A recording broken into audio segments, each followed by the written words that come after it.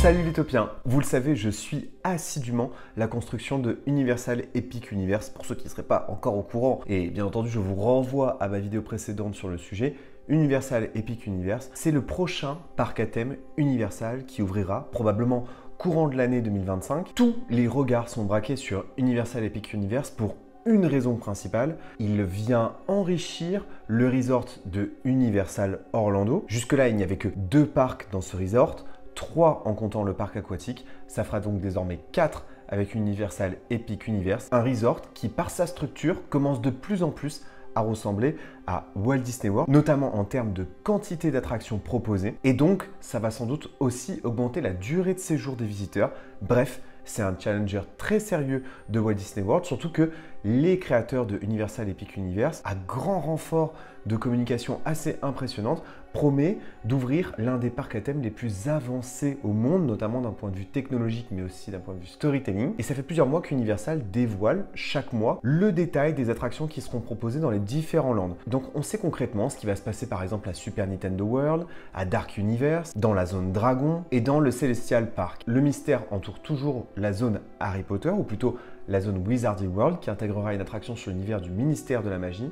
Mais pour tout le reste, on sait déjà ce qui va se passer et je vous propose donc qu'on le détaille ici. Et on va commencer par Berk. Berk, c'est l'île aux dragons. C'est cet univers qui va rendre hommage à l'une de mes sagas préférées de l'animation DreamWorks, la saga Dragon, qui va enfin prendre vie dans un parc Universal. En réalité, la saga Dragon apparaissait déjà ici ou là dans quelques parcs Universal, mais là ce sera un véritable land dédié à cet univers avec plusieurs attractions et notamment non pas une attraction, mais un spectacle emblématique sur cet univers que j'espérais voir un jour dans les parcs Universal et je ne m'attendais pas du tout finalement à ce qu'il arrive dans ce land. Je pensais qu'il allait arriver à Universal Studios Hollywood et finalement, ça y est, il arrive à Orlando. C'est un spectacle qui en réalité est en provenance de Universal Beijing, le parc qui a récemment ouvert à Pékin. Untrainable Dragon, ce sera une adaptation du spectacle emblématique du Universal Beijing que vous avez sans doute dû voir sur les réseaux sociaux, dont vous avez déjà dû entendre parler, qui est un des spectacles Universal que je rêve de voir. C'est un spectacle en salle, il y aura 1000 places assises et c'est une sorte de stunt show à grand renfort de machinerie très impressionnante et qui mettra en scène les personnages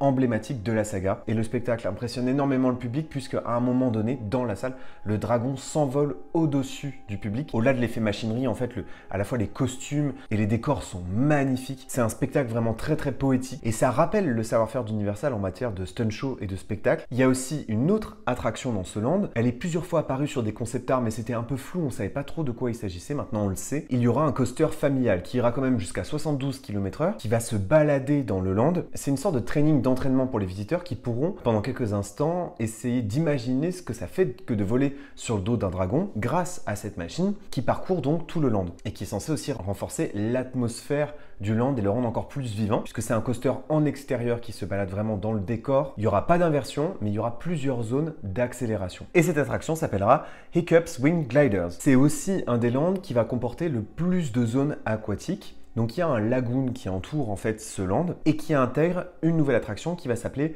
Fire Drill. C'est une attraction assez commune dans les parcs à thème, mais là bien sûr la thématique est beaucoup plus poussée. Les visiteurs sont sur des sortes de dracars qui flottent, des bateaux, et donc c'est une splash battle en fait. C'est lorsqu'on s'envoie de l'eau entre visiteurs à travers soit plusieurs véhicules ou sur les visiteurs qui sont de l'autre côté de la rive. Il y a même une storyline qui est intégrée à cette attraction puisque le but pour les visiteurs ce sera d'essayer d'éteindre les incendies qui se déclenchent de manière factice un peu partout sur le parcours. Forcément, un dragon ça crache du feu, ça déclenche des incendies, donc il faut éteindre le feu, ça fait partie de l'entraînement pour vivre en harmonie avec les dragons. Et puis il y a une attraction dont tout le monde a parlé parce qu'on la voit très bien notamment lorsqu'on survole le parc actuellement en construction. Il y aura donc une attraction qui va s'appeler Dragon Racers Rally. C'est 2 énormes infrastructures qu'on peut voir depuis le ciel. C'est là aussi une attraction qui propose une sorte d'entraînement pour apprendre à voler sur le dos d'un dragon. Donc c'est 2 flat rides qui seront installés l'un en face de l'autre, ce qu'on appelle des skyfly et qui vont s'envoler à plus de 20 mètres de hauteur. Et vous le savez, c'est un type d'attraction qui se répand de plus en plus dans les parcs à thème. C'est ces attractions aussi que vous pouvez contrôler, vous pouvez faire tourner en fait votre propre siège, à tel point que en fait si vous décidez vraiment de le faire beaucoup bouger pendant l'attraction, ça peut devenir une attraction vraiment très sensationnelle, puisque vous enchaînez sans discontinuer des vrilles. En revanche, si vous touchez pas trop le véhicule, ça reste plus confortable. Néanmoins, c'est très impressionnant parce que ces deux machines ont l'air vraiment énormes. On le voit d'ailleurs lorsque le parc est survolé par des drones. Et puis dans le land, il y aura aussi une aire de jeu qui va s'appeler Viking Training Camp. Là, c'est plutôt pour les plus petits. Il y aura aussi bien sûr la possibilité de rencontrer Harold et Croque-Mou. Et puis, il y aura plusieurs boutiques à travers le land, comme Viking Traders, Hiccups Workshop ou Toothless Treasures. Donc voilà pour cette zone dragon qui, selon moi, était essentielle. Depuis l'annonce même de la création de ce parc, il y a une zone qui m'intéresse tout particulièrement, plus que les autres, c'est Dark Universe en tête. Et en deuxième position, c'est le Celestial Park, en fait, la thématique générale du Universal Epic Universe. Dark Universe, c'est quoi ? C'est la mise en avant des monstres Universal, de ce qu'on appelle le classique Universal Monster Universe. Un univers d'ailleurs qu'Universal avait essayé de relancer dans une nouvelle saga cinématographique avec par exemple la momie de Tom Cruise, mais tout ça n'avait pas très bien marché. Il y avait tout le casting qui avait été annoncé. Dracula, Frankenstein, tout ça devait revenir au cinéma dans une sorte de Marvel Cinematic Universe, mais des monstres, et ça s'appelait Dark Universe. Mais là, dans cette zone-là, Universal est revenu aux Classic Monsters et les visiteurs pourront entrer dans une sorte de village bien glauque qui va s'appeler Darkmoor. Darkmoor, c'est une sorte de multiverse où vivent tous les monstres Universal au même endroit. Et parmi les personnages principaux de ce land, il y aura bien sûr Dracula, le monstre de Frankenstein et le loup-garou. Il y avait une confusion dans ce land parce qu'il y a un manoir. Et plusieurs fois, le manoir est apparu dans les concept art. Une salle de spectacle aussi apparaissait sur les concept art. Il semble qu'il y ait eu une sorte de confusion puisque le manoir ne sera pas le château de Dracula, mais plutôt le manoir de Frankenstein. C'est probablement l'attraction que j'ai le plus hâte de faire dans ce parc. D'abord parce qu'elle réutilise une technologie emblématique des parcs Universal que j'ai eu l'occasion de tester que dans 2 parcs, à Island of Adventure et puis au Warner Park de Abu Dhabi où là c'est sur la thématique de Batman. Je vous parle bien sûr en fait de l'attraction Forbidden Journey à Island of Adventure. Donc c'est un dark ride dont le principe technique est très particulier puisqu'effectivement on est sur un dark ride, c'est-à-dire dans le noir, entouré de décors, mais le véhicule est positionné sur une sorte de bras robotique. Donc les pieds sont dans le vide, donc une partie du corps et notamment vos pieds sont dans le vide. Les mouvements du véhicule sont très particuliers parce que c'est comme presque le mouvement d'une caméra de cinéma. Au point même parfois, et c'est le cas dans la version du parc Warner à Abu Dhabi, au point même parfois de se retrouver presque la tête en arrière ou en étant presque en position d'être allongé.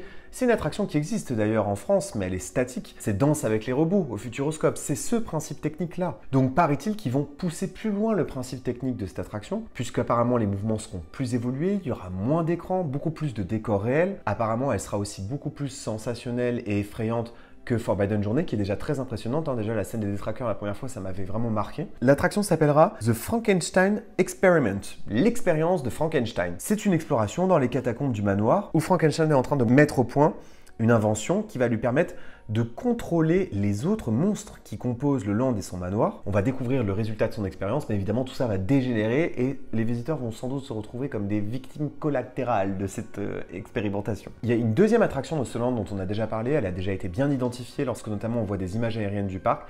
Il y a un spinning coaster qui est développé sur l'univers du loup-garou. Ça va s'appeler Curse of the Werewolf. C'est un spinning coaster familial. Il me semble d'ailleurs que les véhicules vont tourner sur eux-mêmes. Le coaster sera vraiment inspiré du film Le Loup-garou, qui était distribué par Universal. Et ce spinning coaster va nous permettre de visiter la forêt de Darkmoor. On sera mis en garde sur la malédiction du loup-garou et on va partir pour une expédition en pleine nuit et surtout en pleine lune.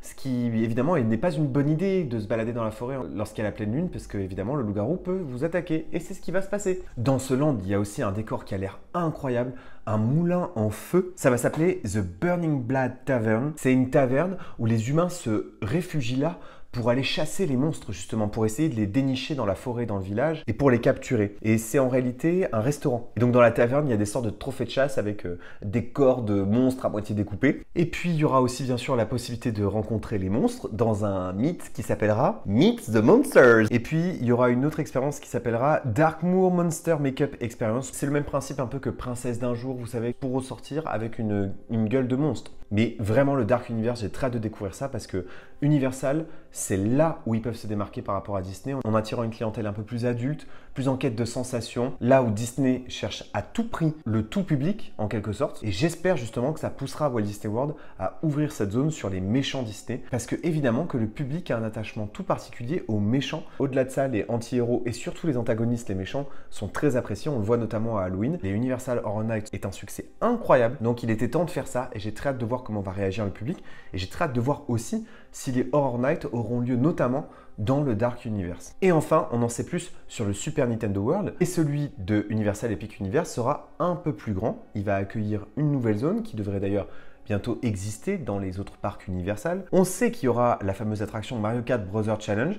Je pense que c'est une erreur de proposer à nouveau cette attraction. Elle ne rencontre pas le succès que, à mon avis, les créateurs avaient imaginé pour cette attraction. Il s'agit en fait d'un dark ride en réalité augmentée qui est censé reproduire la sensation d'une course dans Mario Kart, sauf que le véhicule va pas très vite et que le principe de la réalité augmentée dans les parcs à thème, je n'y crois plus tellement. Les visiteurs sont donc équipés d'un casque qui projette un contenu supplémentaire par rapport à ce que le visiteur voit déjà dans le décor réel. Et le visiteur peut surtout conduire son véhicule et gagner la course. Mais sauf que pour moi, dans Mario Kart, il fallait aussi ajouter la notion de vitesse, ce qu'on ne retrouve pas du tout dans ce ride. En revanche, dans le Super Nintendo World, il y a une attraction que j'adore, Yoshi's Adventure. C'est ni plus ni moins que le People Mover de Super Nintendo World. On se positionne dans le dos de Yoshi et on visite tout le land. Et c'est bien sûr l'atmosphère du Super Nintendo World qui l'emporte clairement sur les attractions aujourd'hui. Et c'est ce que propose cette attraction, c'est de pouvoir découvrir le Super Nintendo World avec des super beaux points de vue. Mais la zone qui nous intéresse le plus dans ce Super Nintendo World, c'est l'extension de ce land-là, une zone dédiée à l'univers de Donkey Kong. Un décor beaucoup plus tropical, une jungle qui célèbre le gorille emblématique de l'univers Nintendo et avec une attraction que je rêve déjà de faire qui s'appelle Kart Madness. C'est un coaster et en ça déjà je trouve que c'est beaucoup plus intéressant par rapport à la première attraction. Un coaster dont la thématique est particulièrement poussée et qui vise à tromper le visiteur et à l'impressionner avec un décor qui sert de prétexte pour effrayer le visiteur.